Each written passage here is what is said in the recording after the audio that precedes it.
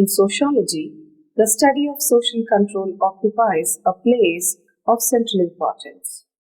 The existence and persistence of organized social life is not possible without some minimum degree of control over its members. Social control is needed for maintaining social order.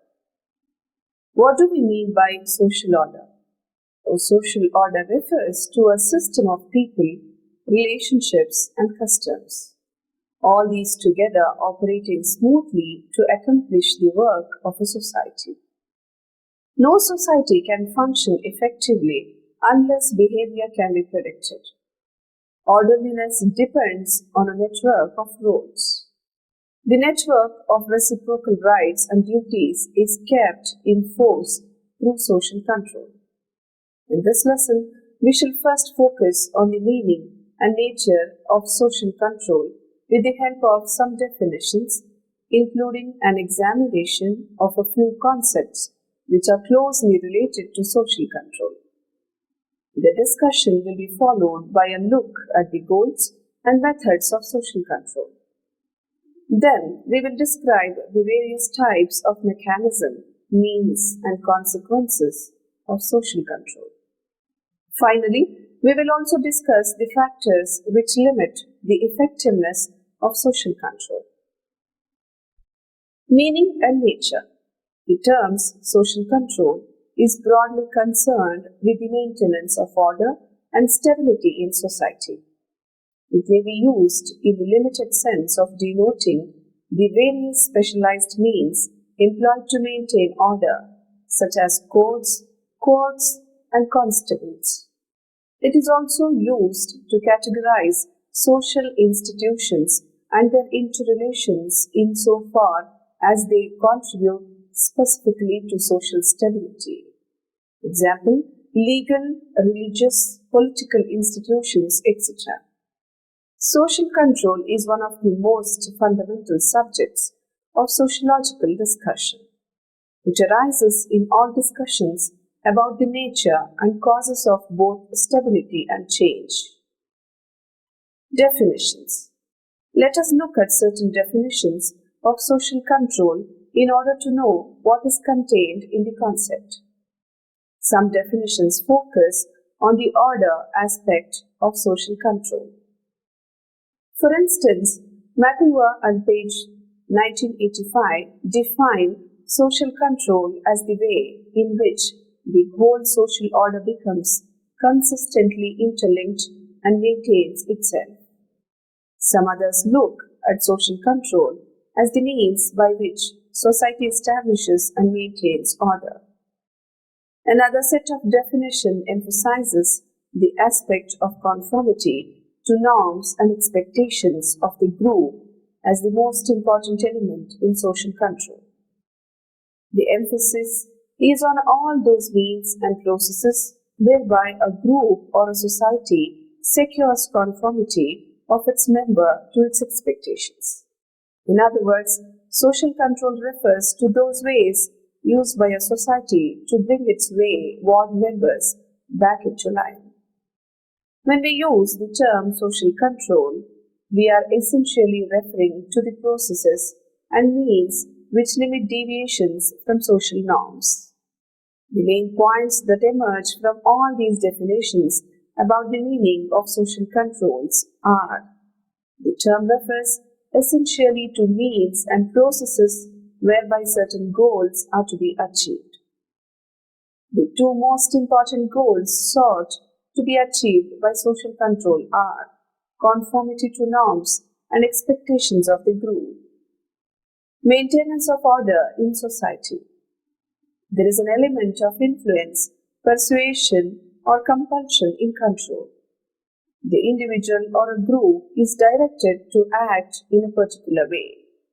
Conformity is expected or imposed irrespective of whether one likes it or not. The scope of social control is vast. It may operate at different levels. One group may seek to control another group. A group may control its own members, or an individual may seek to control another individual.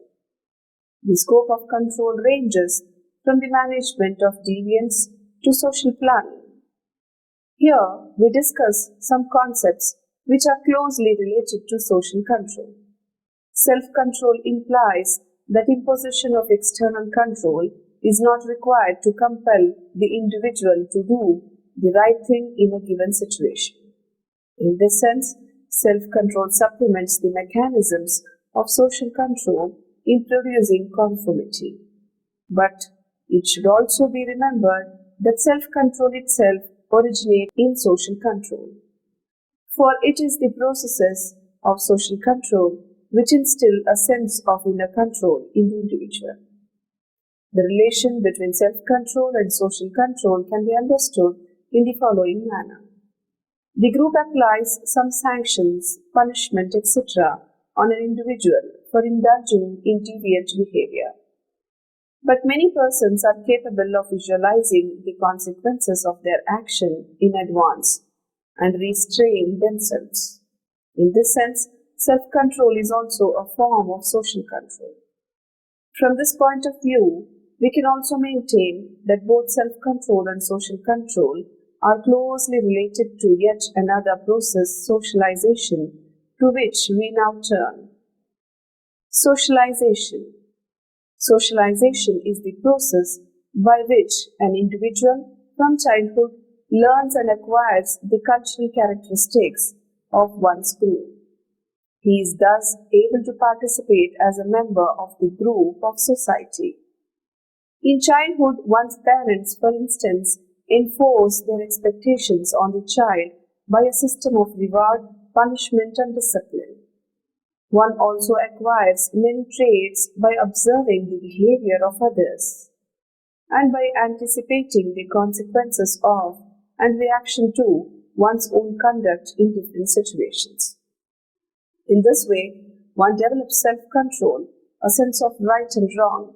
Through the learning process, we begin largely to conform to group expectation, very often without any conscious attempt being made on our part to do so.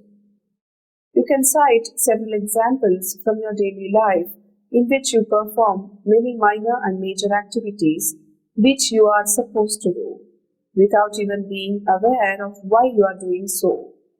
Thus, socialization contributes significantly to bringing about effective social control in society. It is only when the process of socialization fails that the individual may begin to act against the expectations of the group. In that case, imposition of sanctions becomes necessary. Social control also helps in the process of socialization. Insofar as socialization involves learning process, a system of reward and punishment is required in accomplishing it.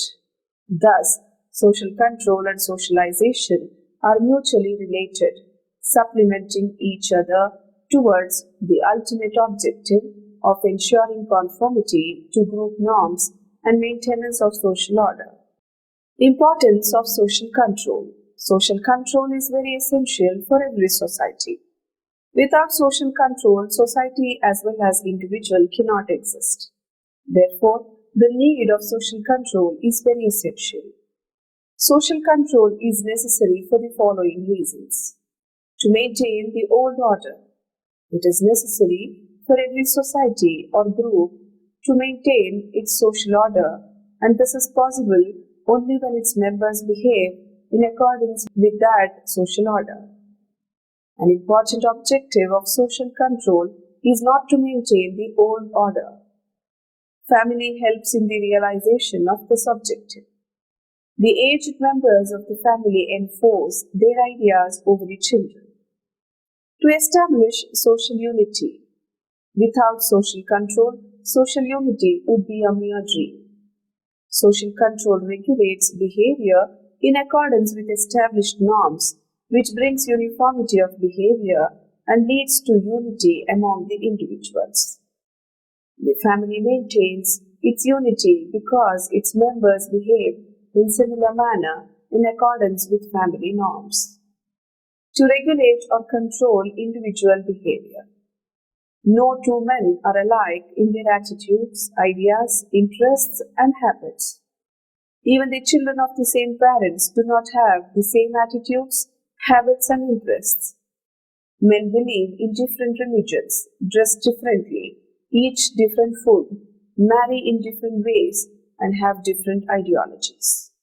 There are so much differences in the ways of living of the people that at every moment there is the possibility of clash between them. In modern times, this possibility has all the more increased because man has become too self-centered.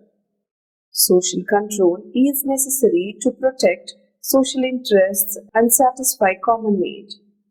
If social control is removed and individual is left to behave freely, society would be reduced to state of jungle. To provide social sanction. Social control provides social sanction to the social ways of behavior. There are numerous folkways, modes, and customs prevalent in society. Every individual has to follow them. If an individual violates the social norms, he is compelled through social control to observe them. Thus, social control provides sanction to social norms. To check cultural maladjustment, society is subject to change. New invention, new discoveries, and new philosophies continue to take birth in society. The individual has to adjust his behavior to the change taking place in society. But all the individuals cannot adjust themselves to the new conditions. Some become progressive, others remain conservative. When a person from the village moves into the city, he comes across new cultural standards, and it is possible that he may wrongly adjust himself to the new cultural environment. He may become a slave of passions, visit bar and pass nights in nightclubs. During this transitional period, in his social control, it is very necessary lest he should become a deviant. Goals of social control. From many of the definitions of social control, which we have reviewed earlier, it becomes clear that social control is supposed to achieve several important goals. Some of these goals are conformity. One of the aims of social control is to bring about conformity in society. Social control mechanisms are employed to control, check or prevent deviant behavior. As we shall see in Unit 31, deviant behavior is dysfunctional to society in several ways. The objective of social control is to safeguard the group against such dysfunctional consequences of deviant behavior. Uniformity. A related objective of social control is to produce uniformity of behavior. This does not mean that all the members have to behave alike. It only implies that there should be some coordinations among the several interrelated activities performed by different people. For example, movement of traffic on a road will be impossible if some traffic rules, keeping to the left, etc., are not followed by all road users. A game cannot be played if uniform rules are not followed by all teams and its members. In every sphere of social life, some uniformity of behavior is not only expected but is also essential. Solidarity. This is a very important objective of social control. As McIlroy and Page, 1985, have noted, social control ensures order and solidarity in society. Society is constituted of several parts and units.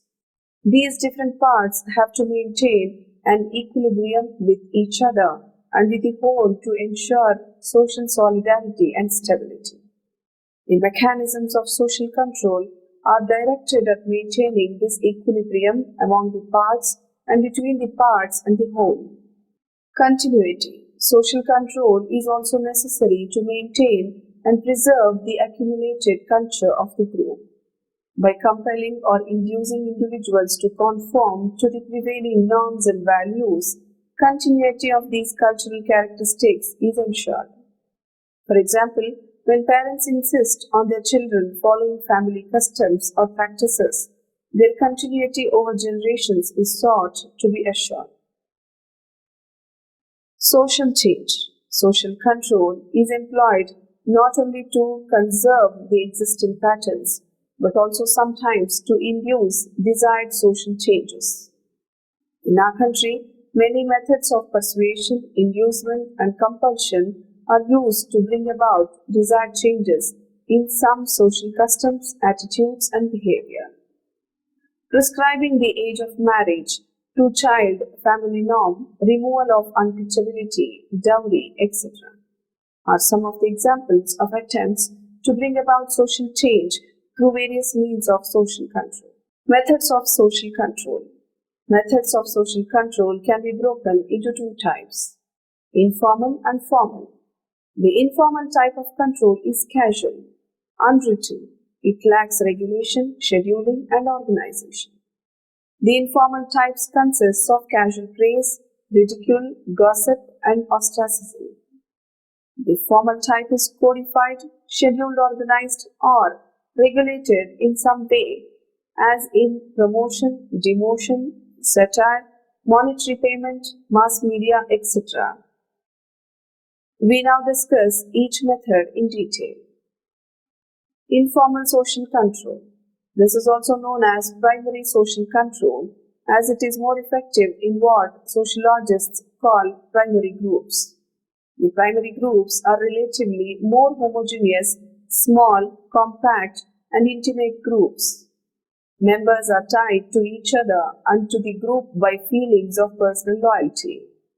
A family, playgroups, neighborhood, rural community, and a simple primitive society are some examples of such compact social groupings. In such societies, every individual is constantly surrounded by very potent and subtle mechanisms of social control.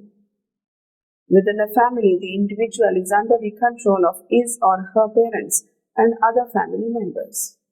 Family, in turn, is under the control of neighborhood or kinship groups, and these, in turn, are under the watchful control of the whole society. Thus, no individual or group can be free from social control. We may say that in such social settings, social control exists like a set of concentric circles surrounding individuals and groups. The important characteristics of this type of control are that it is informal, spontaneous, and unplanned. Usually, the group shows its disapproval to the deviating member by ridicule, gossip, opprobrium, criticism, ostracism, and sometimes application of physical force and coercion. Since the group is compact, ties are strong, members are personally known, and the individual has little choice of an alternative group's membership. He cannot afford to ignore the disapproval of his groups, and so he has to conform to his group's expectations.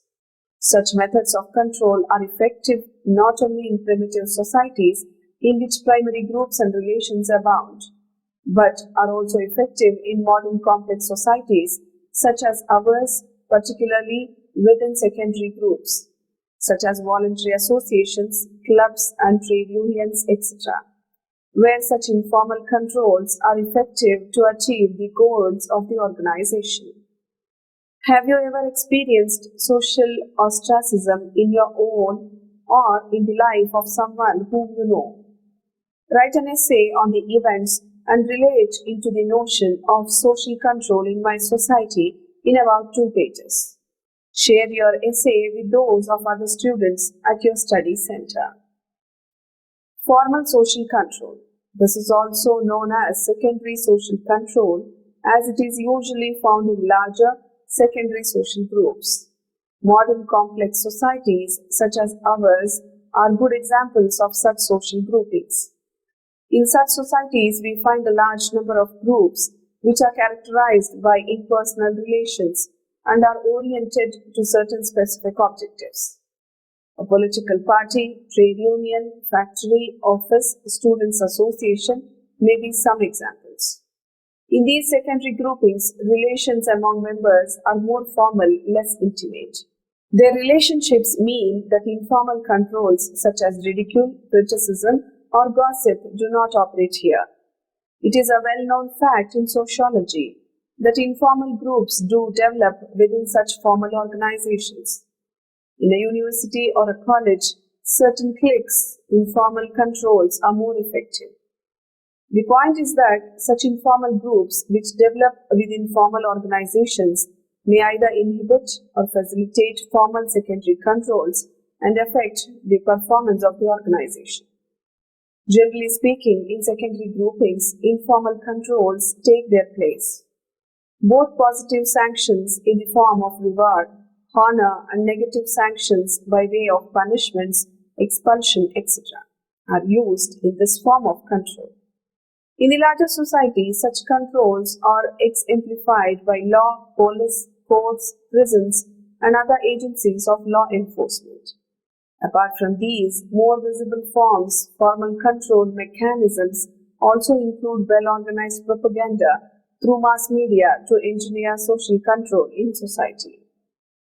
In large secondary groupings, informal controls are weakened due to growing anonymity, mobility, and conflicting norms and values. Intimacy declines and members do not have personal or emotional feelings towards each other. They frequently move from one place to another or from one group to another. Thus, they can easily escape from the controls of some particular group. Moreover, in a complex society, there is always a conflict of norms and values of different groups. One group may approve a conduct which may be disapproved by some other group. Under such circumstances, resource is ultimately taken to the formal agencies of social control. Conclusion. Social control refers generally to societal and political mechanisms or processes that regulate individual and group behavior, leading to conformity and compliance to the rules of a given society, state, or social group. Many mechanisms of social control are cross-cultural, if only in the control mechanisms used to prevent the establishment of cause or anomaly. Clarification needed. Some theorists, such as Emile Durkheim, refer to this form of control as regulation. Sociologists identify two basic forms of social controls. Social control theory began to be studied as a separate field in the early 20th century. The means to enforce social control can be either formal or informal. Sociologist Edward A. Rose argued that belief systems exert a greater control on human behavior than laws imposed by government, no matter what form the beliefs take.